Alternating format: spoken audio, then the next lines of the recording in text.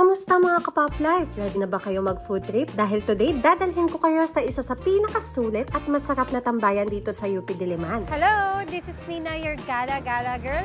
At today, nandito tayo ngayon sa Good Food para gumala at syempre mag-food trip. So, ready na ba kayo? Let's go! Isa sa mga pinaka-popular na tambayan ng mga students, lalo na kung gutom na after class at gusto ng sulit na kain. Kaya today, titikman natin ang ilan sa mga bestsellers nila dito. Tara, kain na gyud! Ang Good Food ay parang mini food park na puno ng local food stalls. Bawat isa may sariling specialty. Meron ditong Chinese food, milk tea bar, pares, Mongolian food, Japanese food, Indian cuisine, siomai rice, curry, mga ihaw-ihaw, desserts, at marami pang iba. Kaya kahit anong trip mong food, sure akong may makakain ka rito. Isa sa pinakamabenta dito yung lutong bahay na swak sa budget. Dito sa Good Food, ito na talaga yung pinakamura na nakita kong kainan. Meron ka ng rice, meron ka ng ulam for only 80 pesos lang. Grabe, napakamura na nun. At saka kung gusto mo ng lutong bahay, perfect na perfect kumain dito. Ganito talaga kadami to?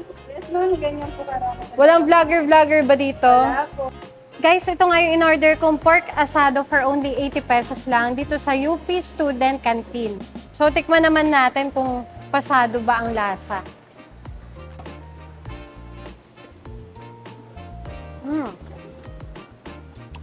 Pwede na to 80 pesos. Ate, try mo. Meron kaming free taste. Ay, talaga? Free lang yan? Yes. Chicken poppers and homemade curry. Try mo. Masarap yan. Promise.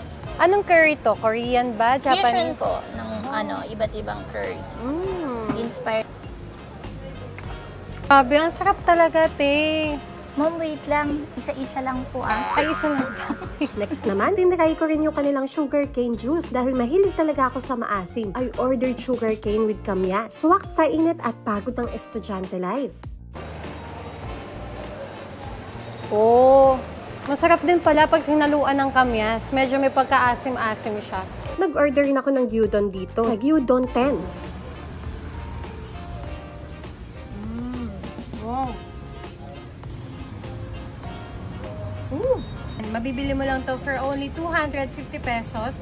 Tapos meron din silang mini size na 189 pesos. Isa pa sa gusto ko dito sa Good Food, sobrang chill ng vibe. May mga tables, open space, at good lighting. Perfect spot for kwentuhan, study sessions, or even food vlogs like this. Mga kapop life, kung gusto nyo makakain ng masarap, sulit at student budget-friendly food, punta na kayo dito sa Good Food sa UP Diliman. Ang sarap, ang daming choices, at sure akong busog na busog kayo rito. Don't forget to like, share, and follow for more food adventures. See you on the next vlog. Kain na gyud!